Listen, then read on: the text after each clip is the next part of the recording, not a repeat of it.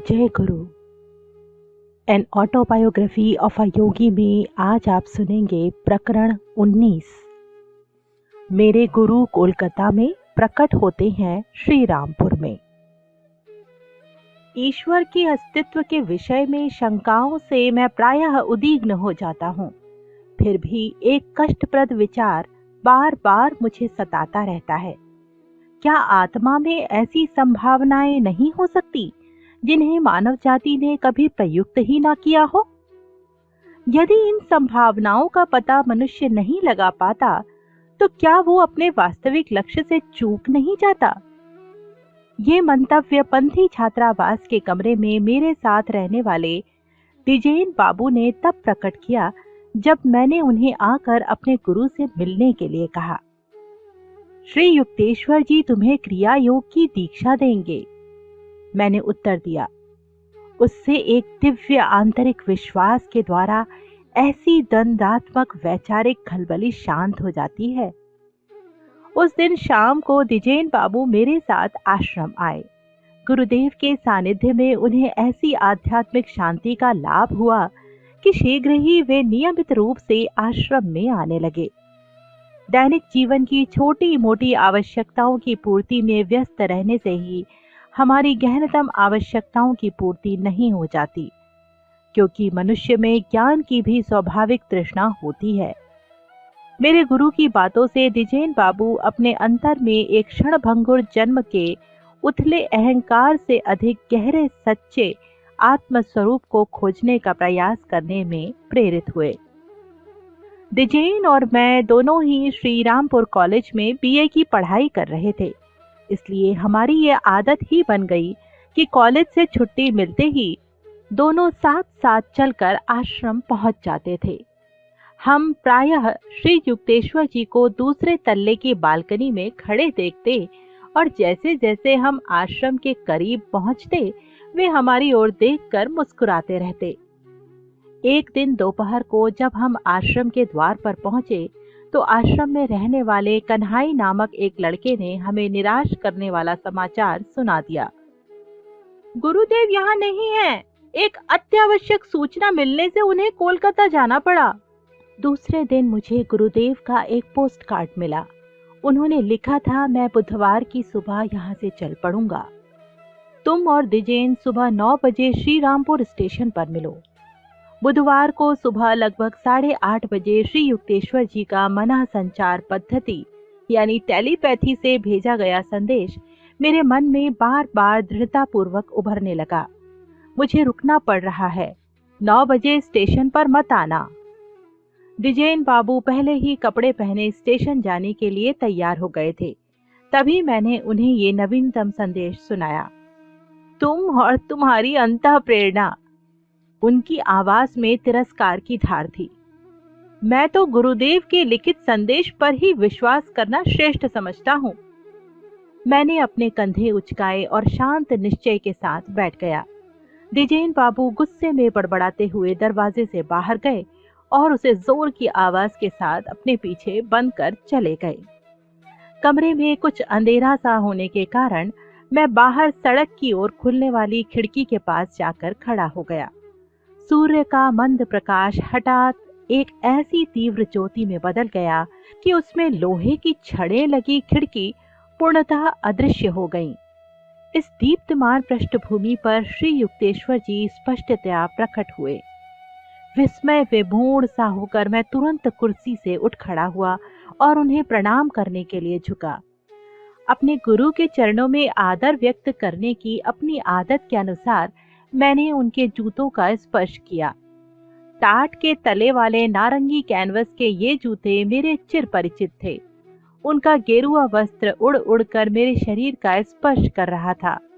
न केवल उनके वस्त्र की बुनाई को ही, बल्कि उनके जूतों के खुरदुरेपन को और उनके भीतर हाथों को लगते उनके पांवों की उंगलियों के दबाव को भी मैं स्पष्ट रूप से अनुभव कर रहा था।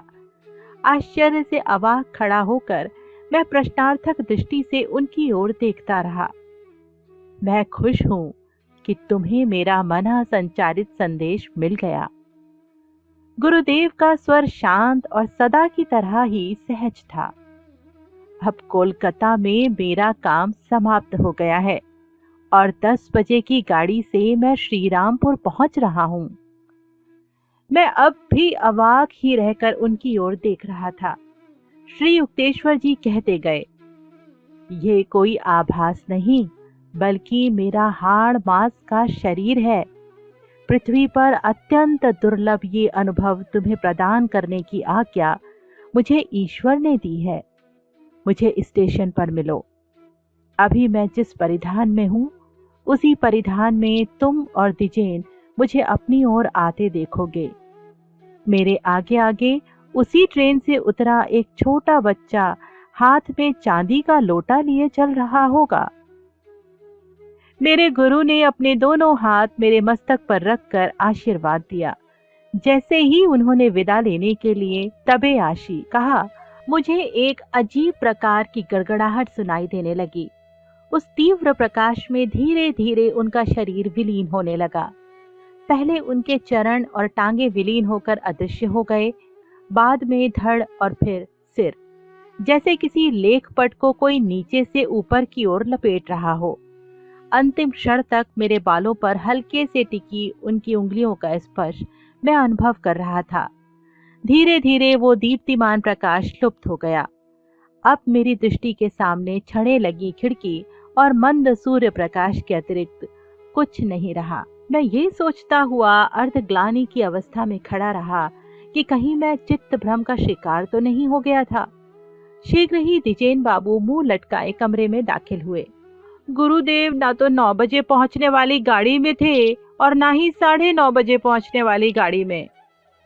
उनके स्वर में अपनी भूल के एहसास की किंचित सी झलक थी। चलो, मैं जानता हूँ वे 10 बजे की गाड़ी से आ रहे हैं। मैंने दिजेन बाबू का हाथ पकड़ा और उनके विरोध की ओर कोई ध्यान न देकर उन्हें अपने साथ खींचता ले गया।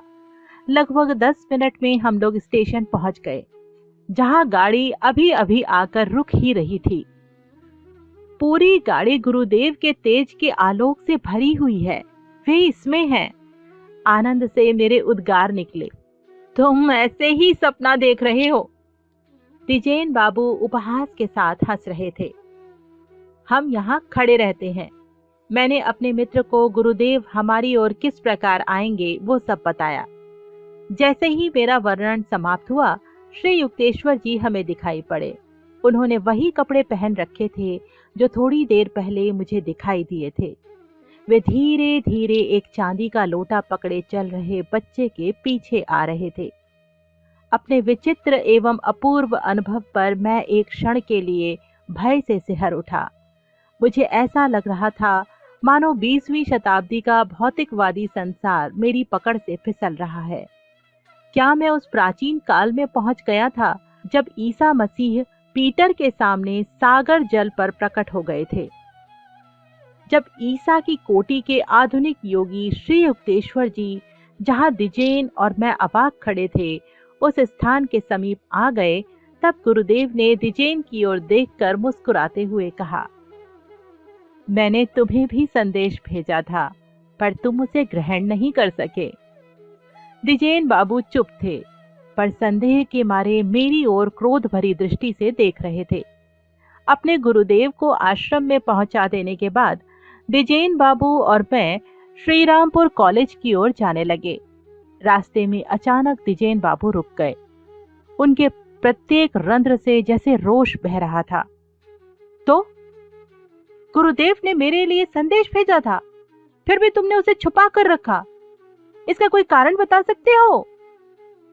यदि तुम्हारे मन का दर्पण अशांति से इतना चंचल है कि गुरुदेव के निर्देशों को तुम उसमें पढ़ नहीं पाते, तो इसमें मैं क्या कर सकता हूँ?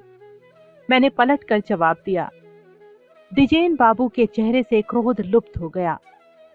अब मेरी समझ में आ रहा है तुम क्या कहना चाहते हो, उन्होंने खेद भरे स्वर में कहा।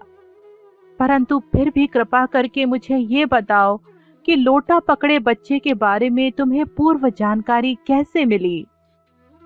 उस दिन प्रातःकाल छात्रावास में गुरुदेव के प्रकट होने की अलौकिक कहानी जब तक मैंने पूरी की, तब तक हम श्रीरामपुर कॉलेज पहुंच चुके थे।